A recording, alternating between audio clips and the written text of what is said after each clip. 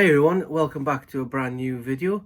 I want to see how much I can do of this without stopping and starting.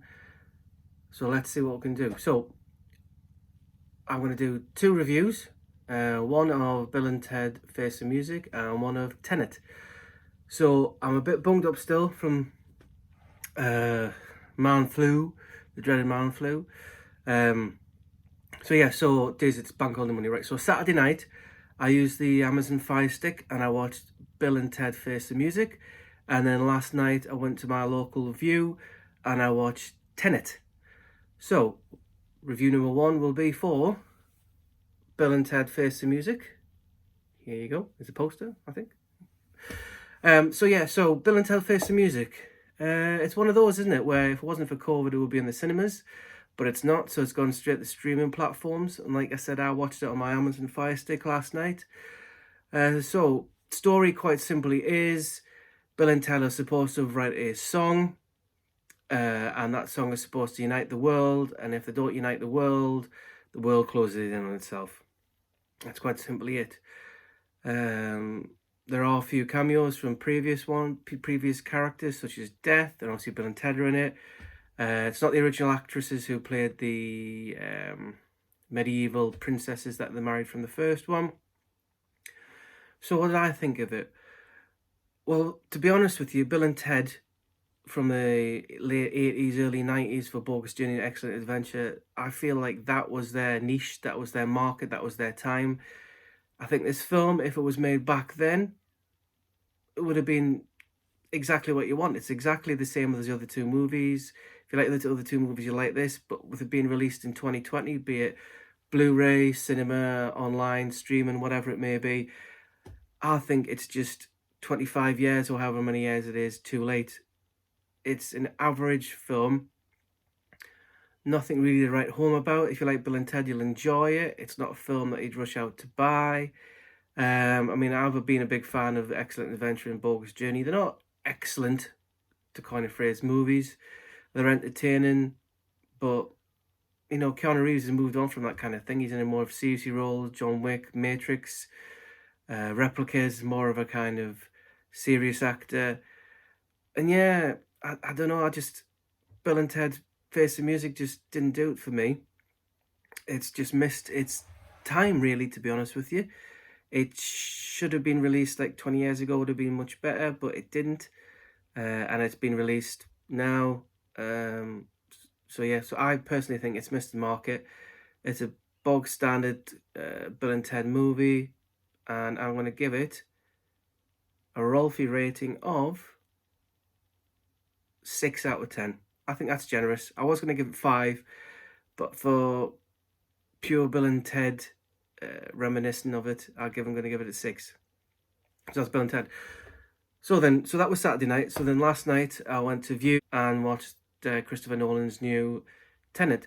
So we can go through all these films. You know, Inception's about reality, Dunkirk's about war, then we've got Memento about memory, and then we've got Prestige about magic, and this one's obviously about time. It's not a time travel movie. It's an augmentation of reality. And I'll be honest with you, I came out of it with my friend last night, and we both said to each other, it was good, but I've got no idea what happened. Robert Pattinson's great in it. The lead actor, John David Washington's good in it.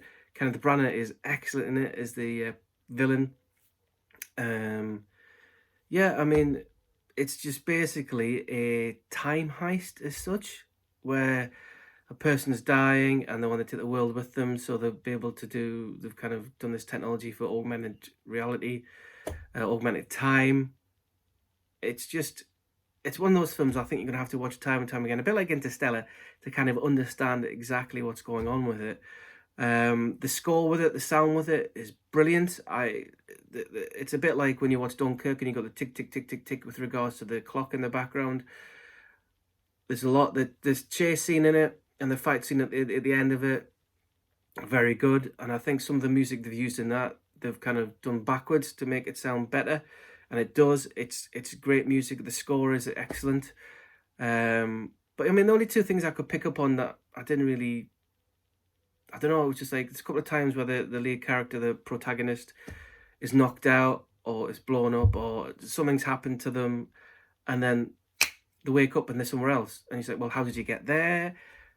Did somebody pick you up? Did the other characters go and get him? You just don't get it. And then the bit at the end, all the good guys as such, when they do a raid on this big open plan kind of deserted area, who are they shooting? You don't see who they're actually shooting. There's no bad guys there, so who are they shooting? So yeah, so for me, I'm still getting my head around it. It's not a bad film, don't get me wrong. Is it Nolan's best? No, I don't think so. I mean, Dark Knight trilogy for me and Dunkirk for me are the best ones that Nolan's done, especially Dark Knight in that trilogy, and I love Dunkirk. So yeah, so roughly rating this one, I'm going to give it 7.5 out of 10. On multiple viewings, it may go higher, but for my initial impression, because I just saw it less than 12 hours ago, I'm going to go for 7.5 out of 10. So yeah, so those are my two reviews. So I've got 6 out of 10 for Bill and Ted, and then 7.5 for Tenet.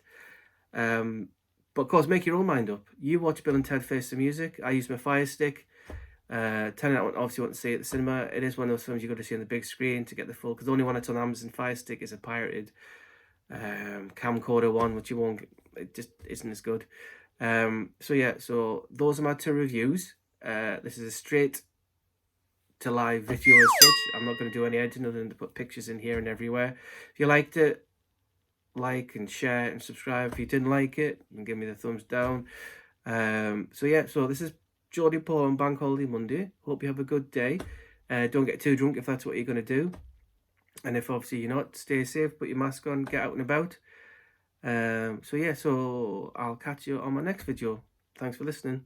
Oh, and before I go, I have made use of the 3 for 30 with regards to Zavi. So I've took up Peter Blu-ray Bullet Ainsley's request with the lovely picture he put of me.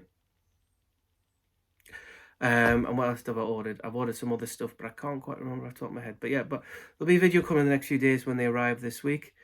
I've been off work the last few days because I've been cold, but back into the grindstone tomorrow, back into my work. So yeah, I just thought I'd add that on the end. Have I watched anything else recently?